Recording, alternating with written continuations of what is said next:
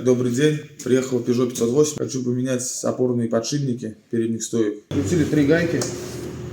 Вот они находятся. Вот раз, два, три. Вот так вот обовязково, чтобы стойка не мешала. Откручиваем стойку стабилизатора. Вот болт. И откручиваем вот этих 2 болта, и стойка вытаскивается.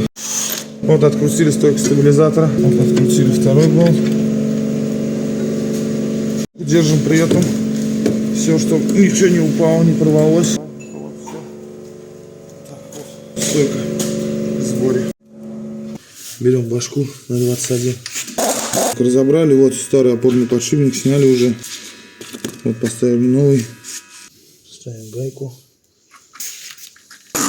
Собрали. Теперь собираем все обратно. Так, закручиваем 3 гаечки сверху. Собираем все вот в обратном порядке. Вот, закрутили стойку. Втыкаем все обратно.